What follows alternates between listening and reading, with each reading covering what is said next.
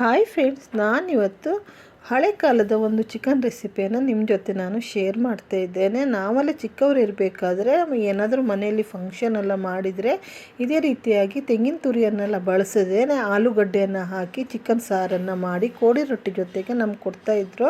So ಅದೊಂದು ಸಲ ನನಗೆ ಆ ರೆಸಿಪಿ ನೆನಪಾಯಿತು. ಸೊ ಹಾಗಾಗಿ ಅದನ್ನು ಕೂಡ ನಾನು ನಿಮ್ಮ ಜೊತೆ ಶೇರ್ ಮಾಡ್ತಾ ಇದ್ದೇನೆ. ಹಾಗೆಯೇ ಇದನ್ನು ಇವಾಗಲೂ ಕೂಡ ಎಲ್ಲ ಮಾಡ್ತಾರೆ ಇದೇ ರೀತಿಯಾಗಿ, ತುಂಬ ಕಮ್ಮಿ ಅಂತ ಅನಿಸುತ್ತೆ.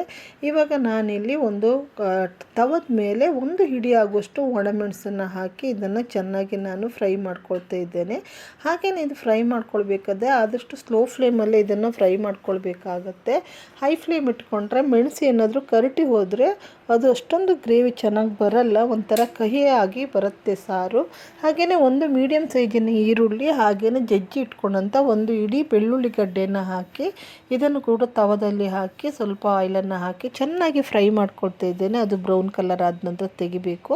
ಹಾಗೆಯೇ ಇಲ್ಲಿ ಗರಂ ಮಸಾಲ ಸ್ಪೈಸಸನ್ನೆಲ್ಲ ಹಾಕಿ ಜಸ್ಟ್ ನಾನು ಇದನ್ನು ಫ್ರೈ ಮಾಡಿಕೊಂಡೆ. ನಂತರ ಸೋಂಪು ಕಾಳು, ಹಾಗೆಯೇ ಜೀರಿಗೆ, ಸ್ವಲ್ಪ ಧನಿಯಾ ಬೀಜನ ಕೂಡ ಹಾಕ್ಕೊಂಡಿದ್ದೇನೆ. ಇದನ್ನು ನೀವು ಒಟ್ಟಿಗೆ ಹಾಕಿ ಕೂಡ ಫ್ರೈ ಮಾಡ್ಕೊಳ್ಬೋದು, ಯಾಕಂದರೆ ಇದೆಲ್ಲ ಬೇಗ ಬೇಗ ಫ್ರೈ ಆಗುತ್ತೆ. ಸೊ ಹಾಗಾಗಿ ನಾನು ಇದೆಲ್ಲ ಸಪ್ರೇಟಾಗಿ ಫ್ರೈ ಮಾಡಿ ತಗೊಳ್ತಾ ಇದ್ದೇನೆ. ಹಾಗೆಯೇ ಒಂದು 4-5 ಬೇವಿನ ಎಲೆ, ಹಾಗೆಯೇ ಒಂದು ಸ್ವಲ್ಪ ಗೋಡಂಬಿಯನ್ನು ಕೂಡ ನಾನು ಹಾಕ್ಕೊಂಡಿದ್ದೇನೆ. ಇವಾಗ ಇದು ಮಿಕ್ಸಿಯಲ್ಲಿ ಹಾಕಿ ಚೆನ್ನಾಗಿ ಇದನ್ನು ನುಣ್ಣಗೆ ನಾನು ಪೇಸ್ಟಾಗಿ ಗ್ರೈಂಡ್ ಮಾಡ್ಕೊಂಡಿದ್ದೇನೆ.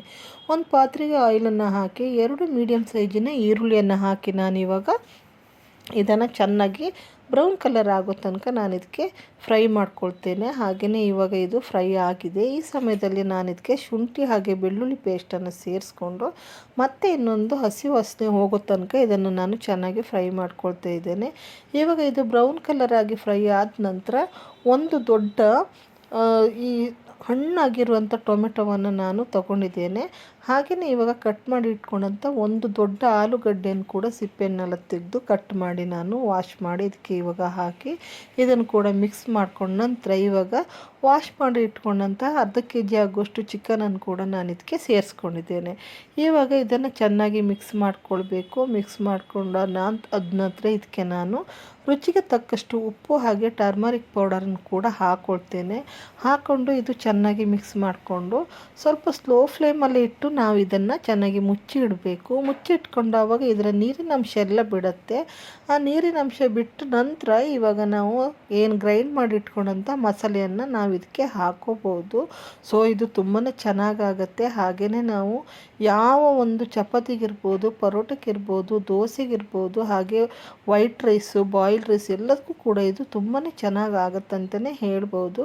ಇವಾಗ ನಾನಿವಾಗ ಮುಚ್ಚಿ ಇವಾಗ ಓಪನ್ ಮಾಡಿ ತೋರಿಸ್ತಾ ಇದ್ದೇನೆ ನೋಡಿ, ತುಂಬ ಚೆನ್ನಾಗಿದೆ. ಇವಾಗ ನೀರೆಲ್ಲ ಬಿಟ್ಕೊಂಡಿದೆ. ಈ ನೀರು ಬಿಟ್ಕೊಂಡ ನಂತರ ಇವಾಗ ನಾನು ಏನು ಗ್ರೈಂಡ್ ಮಾಡಿ ಇಟ್ಕೊಂಡಿದ್ದೆ ಈ ಮಸಾಲೆಯನ್ನು ನಾನು ಇದಕ್ಕೆ ಹಾಕ್ಕೊಳ್ತೇನೆ. ಹಾಗೆಯೇ ಸ್ವಲ್ಪ ಆ ಜಾರಲ್ಲಿ ತೊಳೆದಿರುವಂಥ ನೀರನ್ನು ಕೂಡ ನಾನು ಇದಕ್ಕೆ ಸೇರಿಸ್ಕೊಳ್ತಾ ಇದ್ದೇನೆ. ಇದಕ್ಕೆ ತೆಂಗಿನ ತುರಿಯನ್ನು ಸೇರಿಸ್ಕೊಳ್ಳುವಂಥ ಅವಶ್ಯಕತೆ ಇಲ್ಲ.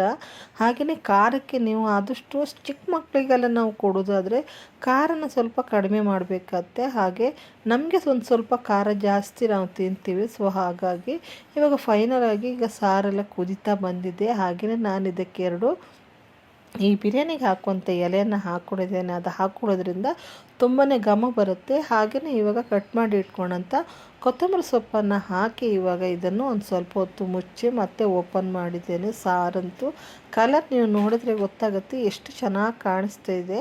ಹಾಗೆಯೇ ಇದು ಇವಾಗ ಫೈನಲ್ ಆದ ಹಂತಕ್ಕೆ ಇವಾಗ